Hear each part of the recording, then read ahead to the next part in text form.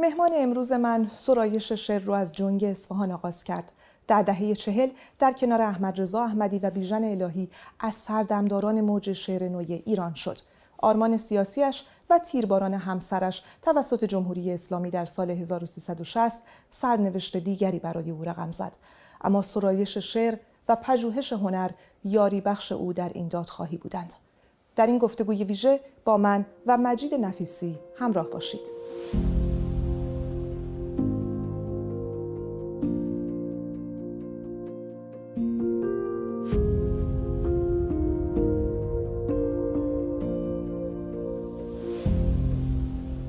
آقای نفیسی، سپاسگزارم از اینکه دعوت ایران اینترنشنال رو پذیرفتید. از 13 سالگی کار خودتون رو در حلقه ادبی جنگ اصفهان آغاز کردید، در کنار هوشنگ گلشیری، ابوالحسن نجفی و سایر اسامی مشهوری که در شعر ایران وجود داره. از اون حلقه ادبی برامون بگین چه نگرش و چه تفکری رو اعضای اون دنبال می‌کردند؟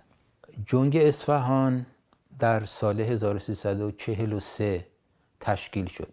اگرچه اعضایش مانند هوشنگ گلشیری، محمد حقوقی، جلیل دوستخواه و کسان دیگه قبلا در جنگ ادبی صائب که برای عموم تشکیل میشد شرکت میکردن، ولی از هنگامی که جنگ به صورت یه محفل خصوصی در اومد از سال 1343 بود و من از جلسه اول شرکت کردم. در خونه محمد حقوقی تشکیل شد اون جلسه اول و من یادمه که یه شعر بلندی تحت تاثیر والت ویتمن سروده بودم. اون شب خوندم و چون چشم خیلی خوب نمیدید حباب روی چراغ برق رو برداشته بودن تا اینکه نور زیادی بیاد و من بتونم بخونم. و در تابستان 1344 که اولین شماره جنگ اصفهان در اومد 2 شعر از من داشت که من هنوز جای دیگه هم گفتم، هنوز زیر اون شعر بدرود رو امضا میکنم. پس از اون شما در نشریه‌های آرش، خوشه اشعارتون چاپ میشد، کارتون رو ادامه دادید، حتی به عنوان منتقد ادبی هم مطرح شدید و به اون شکل هم فعالیت کردید. چقدر تحولات سیاسی دهه 50 خورشیدی اصولاً بر محافل ادبی اثرگذار بود؟ تجربه شما چگونه است؟ از همون اواخر دهه 45 من یادمه که یه بار حقوقی یه بیانیه‌ای رو آورد توی جلسه که از طرف جلال آل احمد و کسان دیگه تنظیم شده بود برای تشکیل یک کانون نویسندگان که میخواست ببینه که آیا هیچ کس دوست داره که اینو امضا کنه. من خواستم امضا کنم ولی حقوقی نگذاشت. گفت که تو اولا سنت 18 سالت نشده، من فکر کنم 15 سالم بود و برای بابا دردسر به وجود میاد. و جالب اینه که هیچ کدوم از خود اونها هم امضا نکردن. توی نه حقوقی نه گلشیری هیچ کدوم بیانیه تشکیل کانون نویسندگان رو انجام ندادن. آدم حس می‌کرد که دائم زیر نظره. و یکی از داستان‌های درخشان گلشیری در اون دوره که در مجموعه مثل همیشه‌اش چاپ شده اسمش از مردی با کراوات سرخ. راجع به همینه که چطوری تو دائم حس میکنی که یه نفر داره تو رو دنبال میکنه. و خب یه مقدار وقتی جلوتر اومدیم آدم میدید کسانی رو که زیر شکنجه کشته شده بودن. مثلا در اصفهان یه سرهنگی بود، سرهنگ برومند، که خب از خانواده معروفی در اصفهان هستن و جنبه‌های ملی هم دارن. پسرش گرسیوز که در آمریکا درس خونده بود و اومده بود به اصفهان، اونو ساواک در دهه 40، حالا دقیقاً سالش رو نمیدونم ولی یه چیزیه که کاملا با مدرک هست، زیر شکنجه کشتنش. گرسیوز برومند. خب اینا رو آدم میدید. و بعد که جریان سیاهکل به وجود اومد و مبارزه مسلحانه خیلی مؤثر بود، تأثیر گذاشت توی جنبش روشنفکری ایران و یک نوع دو قطبی به وجود آورد. یه عده‌ای که از نویسندگان که خب به نحوی از جشن هنر شیراز و تسهیلاتی که فرح پهلوی و رضا قطبی به وجود آورده بودند و خیلی هاشم جالب بود. من خودم مثلا جشن هنر شیراز رو فکر کنم سال 47 رفتم که سیتار راویشنکار بود ولی خب به نوعی بهشون پول میرسید، بهشون از طرف دستگاه عده‌ای از روشنفکرا و در جهت عکس یه عده از روشنفکرا بودن که اصلا حتی سعی میکردن که به گروه‌های چریکی بپیوندن، به مبارزه مسلحانه بپیوندن و خب نمونش مثل خسرو گل سرخی و کرامت الله دانشیان و خیلی های دیگه، حمید مومنی مثلا که یه مترجم خیلی برجسته‌ای بود، کتاب دولت نادرشاه از زبان روسی ترجمه کرده بود و خودش در علوم اجتماعی شرکت میکرد ولی بعدم به چریکای فدایی پیوست و در جریان مبارزه مسلحانه کشته شد. مصطفی شعاعیان که در نشریه جهان نو مینوشت ولی بعدم در مبارزه در خیابون کشته شد و خیلی کسان دیگه. خب شما رفت و آمد می‌کردید به آمریکا، رشته زبانشناسی اینجا می‌خوندید، می‌خواستید فارغ التحصیل بشید. در برهه‌ای هم جذب شدید به کنفدراسیون محصلین و دانشجویان ایرانی در امریکا. به چه صورت بود؟ چه نگرشی رو شما دنبال می‌کردید؟ من از 14 سالگی وقتی که کتاب اگزیستانسیالیسم و اصالت بشر که مصطفی رحیمی ترجمه کرده بود، مال ژان پل سارتر بود، وقتی که من اونو خوندم من خودم رو اگزیستانسیالیست اعلام کردم. من آگاهانه با مارکسیسم یه مرزبندی کشیدم و اون این بود که در مقابل اون جبرگرایی ماتریالیستی من معتقد شدم به مسئولیت فردی، اون چیزی که سارتر خیلی روش تکیه میکنه، یعنی اینکه هر انسانی وجدان فردیش هست که مهمه و باید مسئولیت، هر نویسنده باید مسئولیت حرفشو به عهده بگیره و در مقابل بیشتر مارکسیسته که یه مسئولیت و تعهد حزبی رو اعلام میکردن، سارتر مسئولیت فردی رو انجام میده. و وقتی که اذن به خارج قبول شدم، خب هم در دانشگاه تهران در رشته تاریخ قبول شدم، هم اذن به خارج. من خب میخواستم لینگویستیک زبان شناسی بخونم که در رابطه با شعرم هم بهتر بود و اینها. خلاصه اومدم به UCLA و تا 3 ماه اولم آگاهانه سعی میکردم که از ایرانی ها خودم رو دور نگه دارم برای اینکه بتونم انگلیسی اینا خوب بخونم. ولی کم کم بالاخره کشیده شدم به جمعیت، به یک کلوپی که بچه‌های دانشجویی در UCLA داشتن، بچه‌های ایرانی. بعد از 1 سال خواستم که به ایران منتقل بشم و چون خب درسایی که گذرونده بودم به اندازه کافی بود، دانشگاه تهران منو در سال دوم پذیرفت و به دانشگاه تهران رفتم از سال 52. آقای نفیسی، هیچ وقت احساس پشیمونی هم کردید در طول این 45 سالی که از روی کار آمدن جمهوری اسلامی و سقوط دولت محمد رضا شاه پهلوی میگذره، هیچ وقت احساس پشیمونی کردید از مبارزاتی که بر علیه حکومت سابق داشتید؟ نه.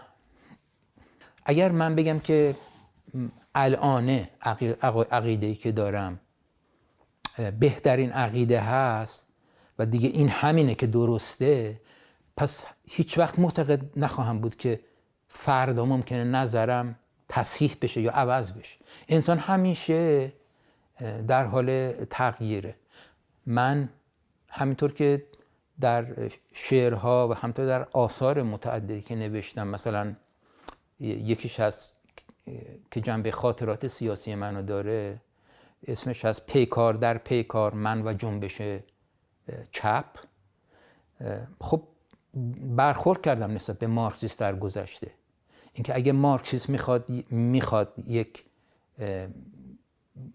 سوسیالیسم دموکراتیک باشه باید با دیکتاتوری پرولتاریا و اینترنشنالیسم پرولتری مرزبندی بکنه. ترجمه میکنی؟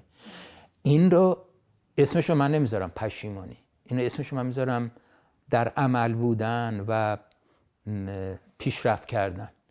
آره دلم میخواست که اون زمانی که سال 56 وقتی که جنبش خارج از محدوده شروع شده بود، وقتی هنوز اصلا حرفی از خمینی اینها نبود، جنبشی که در ایران شروع شد جنبش خارج از محدوده بود، مردمی بودن که در افسریه در جاهای دیگه دچار مضیقه بودن در رابطه با خونه و اونا شروع کردن به اینکه حمله کردن به شهرداری ها.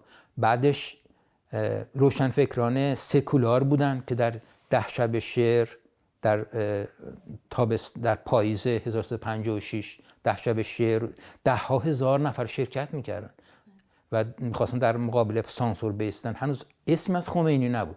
حتی وقتی که در 17 دی 1356 طلاب قم یه مختصری به خیابان ها ریختن و اینها، هنوز اونقدر مهم نبود. فقط وقتی که 40 روز بعد در 29 بهمن 1356 بیشتر هم هواداران شریعت مداری در تبریز دست به شورش زدن بود که یک دفعه این جنبش مذهبی بالا اومد. خانم عزت تباییان همسر شما در شهریور 60 در یکی از جلسات سازمان پیکار در آریا شهر دستگیر میشن. در اوج سرکوب‌ها و کشتارها و ترورهای رژیم نوپای روح الله خمینی در دی ماه سال 60 بدون تفهیم اتهام و محاکمه و داشتن وکیل تیرباران میشه. از اون روزها برامون بگید، چه حال و هوایی داشتید شما؟ ما با هم دیگه توی همین مبارزات دانشجو مثلا در تمام طول در سال 56 دارم میگم و اوایل 57 هنوز جنبش خیلی سکولار بود، خیلی عرفی بود، هنوز مذهبی نشده بود. در تمام دبیرستان‌ها کتابخونه‌های دانشجویی دانش آموزی به وجود اومده بود. ما کارمون رو با هم دیگه از اینجا شروع کردیم. در جریان انقلاب ما یه گروه کوچیکی داشتیم، پیوستیم به سازمان پیکار در راه آزادی طبقه کارگر در مرداد ماه 1358 و خلاصه عزت وقتی که دستگیر شد خب خیلی برای من دردناک بود. یعنی این اتفاق درست در موقعیتی داشت اتفاق می افتاد که درون خود سازمان هم چند فکری و تلاشی به وجود اومده بود. در تیر ماه 1360 یکی از خویشاوندان منو به اسم صادق اخوت اونو تیربارونش کردن همراه با یه عده دیگه و من و عزت با هم دیگه رفتیم سر قبرش در گورستان خاوران. اون موقع فقط 18 نفر رو آورده بودن و در گورستان خاوران که پشت گورستان مربوط به بهایی میشد اونجا خاک کرده بودن و عزت اومد رفت دنباله سنگش و با سوزن گیسوی سرش روی یه سنگی نوشت صادق تو چون نامت صادق بودی و اینو گذاشت روی اون جاهایی که خب نمیدونستیم دقیقا حالا مال کیه گذاشت و اینها. دفعه بعد که خود عزت رو کشتند من با یه دوست دیگم حسین اخوت مقدم رفتیم سر قبر عزت که خب پدر و مادر عزت هم اومده بودن و به پدر عزت گفته شده بود که تو میتونی با گز کردن پا محل تقریبی چیز دخترت رو به دست بیاری. اون موقع که ما رفتیم برای یادآوری عزت به قبرستان خاوران پر شده بود از زمین‌های نوکنده و من اون موقع یه کلا شاپو سرم میذاشتم، یه ریش داشتم که مثلا خیلی قیافم آشنا نباشه.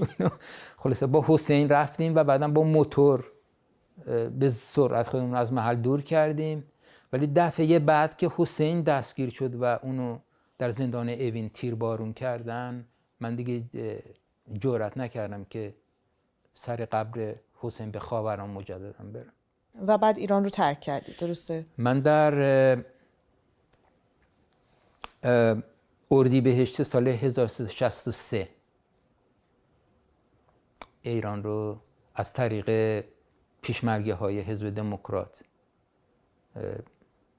به سمت ترک کردم به سمت ترکیه. در واکنش به وصیت‌نامه عزت تباییان خوندم که در جایی نوشته بودید که تو میمیری اما آرمان تو زنده خواهد ماند. اصول آرمانی تغییر میکند ولی وجدان فردی باقی میماند. چقدر شرایط امروز جمهوری اسلامی با اون روزها به نظرتون تفاوت کرده؟ آیا جنس مبارزات مردم تغییر کرده نسبت به مبارزات آزادی خواهانی از جمله عزت تباییان؟ خب جنبشی که هممون شاهدش بودیم، 1 سال پیش به وجود اومد، جنبش زن، زندگی، آزادی، این به نوعی تبلور تمام خواسته هایی که عزت ها و امثال عزت ها داشتن. یعنی ستمی که به زنان میشه، فقدان آزادی های فردی و از همه جالبتر فقدان هیچ گونه شعار مذهبی. و این به نظر من تحولی که در ذهنیت فرد ایرانی اتفاق افتاده. از ما سوال میکنید که چه چیزی عوض شده نسبت به دوران اول اومدن خمینی؟ همین عوض شده، این ذهنیت عوض شده. یعنی اینکه باید دین از سیاست به کلی جدا بشه و دین کاملا فقط یک امر شخصی بشه. این اتفاقی که در ذهنیت مردم ایران اتفاق افتاده و شکنجه ها و زندان ها و اینها نمیتونه این ذهنیت رو عوض کنه. اگر ما که در واقع جزئی از این جنبش زن، زندگی، آزادی هستیم برگردیم و این مطالعه بکنیم جنبش دموکراتیک مردم ایران رو از انقلاب مشروطیت، از مصدق و بیان به این طرف، دست ما پره و لازم نیست که به هیچ گونه ناجی دیگه‌ای چنگ بزنیم. حالا چه این ناجی حزب مارکسیستی باشه، چه آخوند باشه، یا فاشیست های سلطنت طلب باشن.